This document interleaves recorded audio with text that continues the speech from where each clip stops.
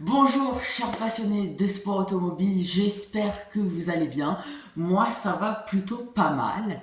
Alors avant de commencer cette vidéo, j'ai un petit truc à vous dire. Sachez que j'ai un compte Instagram et Facebook, donc voilà, je vous les note juste ici. Si vous aimez ce que je fais, n'hésitez pas à aller voir tout ça. Je vais pas vous mentir, pour l'instant il n'y a pas grand chose. Mais quand j'irai faire des vlogs sur des circuits de Formule 1, quand j'irai au Daytona Speedway pour aller voir la NASCAR, c'est pas tout de suite. Bref, aujourd'hui j'avais envie de vous parler de trois courses. Et ces trois courses, en fait je me suis rendu compte que personne ne les connaissait. Et je me suis dit mais c'est quand même dingue parce que ces courses, c'est une dinguerie en fait. Donc voilà, aujourd'hui je vais vous parler de ces trois courses. J'espère que vous allez aimer. Restez jusqu'au bout parce qu'il va y avoir des surprises. Je vous en dis pas plus. Moi je vous dis bonne vidéo et puis on est tout de suite parti pour la première course. La Targa Florio, créée en 1906 par Vincenzo Florio, un passionné d'automobile. Alors, c'est pas vraiment de l'automobile à l'époque, on était plus sur des calèches à moteur. Et un jour, il s'est dit, pourquoi pas faire des courses avec ces calèches à moteur. Mais vu que les circuits n'existaient pas à l'époque, il s'est dit, on va faire ces courses sur route ouverte. Tout le monde pouvait circuler librement, les passants pouvaient traverser la route librement, pendant que des calèches à moteur roulaient pleine balle sur la route. La sécurité à l'époque. Alors la première édition de la Targa Florio se déroule en Sicile en 1906 et le circuit faisait 150 km. Donc c'est quand même un bon gros circuit. Pour la première édition, il y a 10 participants, donc ça va. 10 calèches à moteur qui roulent pleine balle sur la route, c'est pas dramatique. C'est l'année d'après que la Targa Florio prend de l'ampleur avec 50 participants. En 1911, le circuit est un petit peu agrandi, il fait désormais 1000 km. Donc c'est à peu près le tour de la Sicile si vous voulez. La Targa Florio est stoppée pendant la Première Guerre mondiale, mais elle reprend en 1919. Cette même année, le circuit a été un petit peu raccourci, il fait désormais 108 km, mais cette fois-ci, ils font 5 tours. Alors on va avancer un petit peu dans le temps, en 1925, où il va y avoir la première domination Bugatti. Oui, oui, vous avez bien entendu Bugatti, cette marque qui aujourd'hui détient le record du monde de vitesse avec une voiture de route. La domination durera jusqu'en 1930 où Achille Varzi, à bord de son Alfa Romeo, réussira à détrôner Bugatti en passant la ligne d'arrivée en feu. Oui, oui, en feu, c'est-à-dire que son moteur a brûlé et il a passé la ligne d'arrivée en feu. C'est complètement dingue. Alors sachez que de grands noms de l'automobile ont participé à la Targa Florio par la suite, tels que par exemple Enzo Ferrari, le créateur de Ferrari, Louis Chiron, qui donnera son nom à la fameuse Bugatti Chiron, Stirling Moss y a également participé, lui qui donnera son nom à un dérivé de la Mercedes SLR, la SLR Stirling Moss. Et c'est lui qui en 1955, l'année où la Targa Florio a été admis au championnat du monde d'endurance, qui donnera la victoire à Mercedes. Et qui donnera même le doublé à Mercedes avec la deuxième place de Juan Manuel Fangio, le quintuple champion du monde de Formule 1, également à bord de la Mercedes. Alors c'est en 1958 que la Targa Florio devient un petit peu dangereuse puisqu'une voiture de course percute un camion et que en fait la direction de course elle a rien fait. Oh Giuliano, vieni, vieni, regarde l'accident avec le camion. Ouais ça va, ça va. Tu penses pas qu'il serait mieux d'interdire la course sur route ouverte? Eh non, c'est ben, ils vont pas nous saouler pour trois blessés à un camion. Enfin, Giacomo. C'est. Eh oui, ma foi. Ben, tu m'excuses, j'étais en pause là. C'est par la suite qu'il y aura des accidents plus graves, notamment en 1973, où une voiture de course percutera une voiture de touristes, faisant 2 morts et 5 blessés.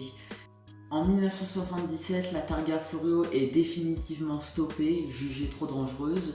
Porsche rendra tout de même hommage à cette course avec la Porsche Targa, oui oui. La Targa Florio reste encore aujourd'hui une course mythique en Italie. Alors pour la deuxième course, on va parler des 1000 km de Bathurst. Alors les 1000 km de Bathurst, ça se déroule à Bathurst. C'est la course phare du championnat du monde de V8 Supercar. Cette course se dispute sur le circuit de Mount Panorama qui se situe à peu près à 200 km à l'ouest de Sydney. Moi personnellement, le circuit de Moon Panorama est un de mes circuits préférés parce que le tracé est très compliqué, c'est-à-dire qu'il y a plein de virages très difficiles à négocier où à la moindre petite faute, tu pars dans le décor. Et deuxième chose, c'est un décor de carte postale le truc. Attends, le circuit te fait monter dans une montagne au beau milieu d'une forêt pour ensuite te faire redescendre par une longue ligne droite qui te permet pendant les 161 tours de course d'admirer le paysage. Si ça, vous me dites que c'est pas magnifique... Allez vous faire foutre. Alors le championnat de V8 Supercar se déroule principalement en Australie, notamment sur le circuit d'Albert Park, donc si vous regardez la Formule 1, normalement vous devez connaître. Ça se déroule aussi un petit peu en Nouvelle-Zélande et un petit peu en Asie, notamment sur le circuit de Sakhir. Encore une fois, si vous regardez la F1, vous devez connaître. Alors là, vous allez me dire, ok Titouan, c'est très bien, ça se déroule ici, ça se déroule là, mais en fait, c'est quoi le championnat de V8 Supercar ? Alors les V8 Supercars, c'est très simple, c'est des voitures lambda, donc c'est Camaro, qui sont préparées uniquement pour la course. L'aérodynamisme est complètement refait avec les gros ailerons à l'américaine. L'intérieur, pareil, ils ont tout enlevé, ils ont gardé juste le nécessaire. Et la petite cerise sur le gâteau, ils ont mis un bon gros V8, voilà, pour bien couronner le tout, pour qu'on se mette bien.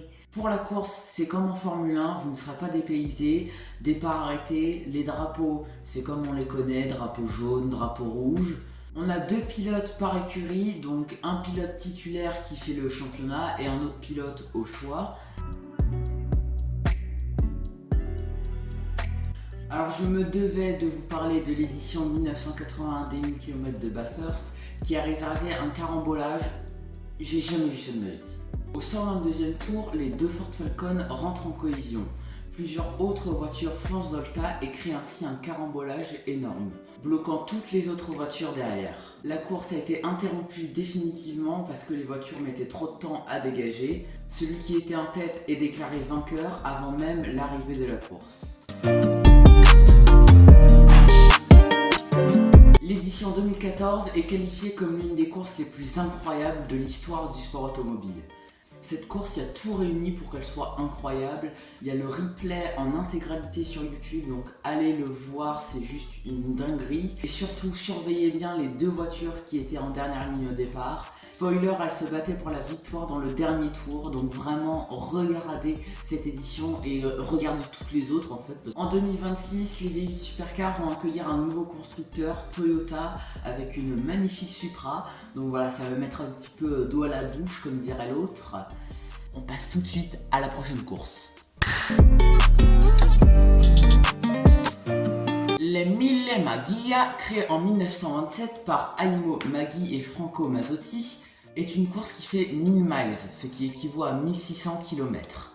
Le circuit ressemble beaucoup à un 8 et part de Brescia en allant jusqu'à Rome. La première édition se déroule en 1927 avec 77 pilotes au départ. Giuseppe Morandi, à bord de l'OM Tipo 665 Sport, remporte cette première édition des Mille Maglia. En 1938, à la suite d'un terrible accident d'une voiture de course entraînant la mort de plusieurs spectateurs, Benito Mussolini, à l'époque le ministre de l'Intérieur italien, décide d'interdire la course sur route ouverte. La Targa Florio aurait dû prendre exemple. En 1949, un système incroyable est inventé. Le numéro peint sur les voitures de course correspondait à leur heure de départ, ce qui permettait facilement de calculer le temps de chaque concurrent à l'arrivée. Et eux, parce que les Mille Maglia, c'est comme une course de rallye, on calculait le temps de chacun et celui qui avait fait le meilleur temps remportait les Mille Maglia. Les Mille Maglia feront partie du championnat du monde de voitures de sport de 1953 à 1957, l'année où la course fut définitivement arrêtée à la suite du terrible accident d'Alfonso De Portaggio et de son copilote qui entraîne la mort de 9 spectateurs malheureusement. L'appellation les Mille Maglia fut reprise pour des spéciales de rallye en 1958, 1959 et 1961. Cette course reste encore aujourd'hui une course mythique pour les Italiens. Il y a un musée des Mille Maglia à Brescia depuis 2004. Voilà, cette vidéo est bel et bien terminée. Et voilà, on a les droits. Ouh là là là là là. Alors pour ne rien vous cacher, cette vidéo m'en aura fait voir des vertes et des pas mûres, tout simplement parce que j'ai perdu des bouts de la vidéo, et du coup j'ai dû tout retourner, donc ça m'a pris un temps de malade, mais voilà, je suis très fier d'avoir fini cette vidéo, j'espère qu'elle vous a plu. Encore une fois, n'hésitez pas à vous abonner et à activer la petite cloche pour être notifié de toutes les futures vidéos mises en ligne sur cette chaîne YouTube. Cliquez aussi sur le petit pouce en l'air et puis mettez un commentaire, voilà, ça me fait très plaisir. Moi je vous dis à très bientôt pour de nouvelles histoires sur le sport automobile. Ciao!